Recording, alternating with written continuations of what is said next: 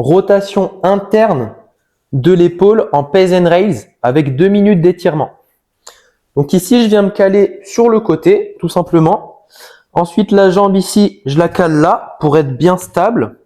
Mon épaule ici, je viens chercher 90 degrés. Je me ferme bien sur l'épaule, je suis pas trop ouvert ici comme ça. Je suis bien sur l'épaule pour être bien focus sur la rotation de l'épaule.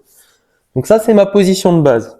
Une fois que j'ai ma position de base, avec ma main ici, je vais appliquer de la pression pour chercher l'étirement dans mon épaule. Donc je vais le sentir à un moment donné, ça bloque et ça tire. Une fois que j'ai cette position d'étirement, je vais rester dans cette position pendant 2 minutes.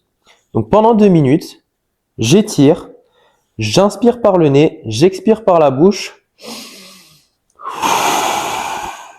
et je me relâche. À chaque expiration, j'essaye d'aller un petit peu plus bas.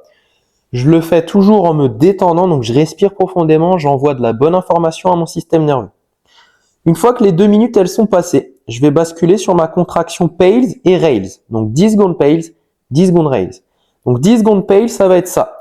Ça va être le fait de contracter en rotation externe dans la main. Donc boum, je contracte. Donc j'ai l'intention de faire une rotation externe dans la main. Sauf que la main elle bloque et j'ai donc ma contraction isométrique. Donc boum, c'est parti, 10 secondes. Max intensité à fond. Je compense pas avec le bus qui va en arrière, je reste bien dans l'axe. Et je sens que mon épaule elle chauffe. Une fois que les 10 secondes elles sont passées, je vais basculer sur ma contraction Rails. Donc cette fois-ci, c'est de ma propre intention. Je vais contracter vers le bas. De ma propre intention, je fais une rotation interne. Donc c'est parti, 10 secondes. Donc à fond vers le bas. Max intensité. Et une fois que les 10 secondes elles sont passées, hop, je remets la main et je recherche de l'étirement et je me relâche. Donc pareil, là on est parti pour 30 secondes d'étirement. Donc pareil qu'avant, j'inspire par le nez, j'expire par la bouche, je me relâche et je fais ça pendant 30 secondes.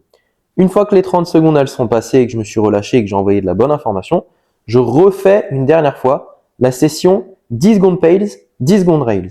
Donc 10 secondes Pales vers le haut, 10 secondes Pales vers le bas. Donc c'est parti, 10 secondes Pales. Boum, vers le haut, je contracte à fond.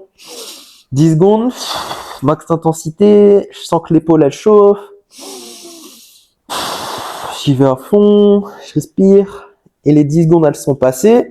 Et hop, j'enchaîne avec 10 secondes Rails. Boum, à fond tout de suite, c'est parti. À fond, à fond, à fond.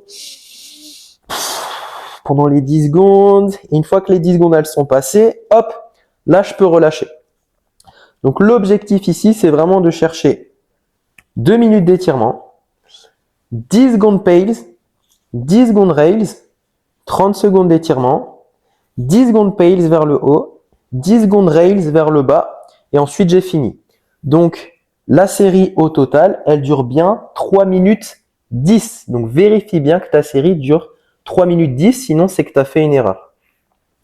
Donc en résumé, 2 minutes étirement, 10 secondes Pales, 10 secondes Rails, 30 secondes étirement, 10 secondes Pales, 10 secondes Rails. Ensuite, tu verras, au niveau de la zone cervicale, ça peut vite tirer. Donc n'hésite pas à mettre un coussin sous ta tête pour du coup ne pas être pendant les 3 minutes en contraction isométrique avec la zone cervicale. Donc tu poses ta tête sur un coussin comme ça par exemple. Comme ça, ta zone cervicale ne bosse pas trop là pendant les 3 minutes, c'est un peu long. Et du coup, tu travailles au niveau de l'épaule ici, sans que la zone cervicale elle se contracte trop.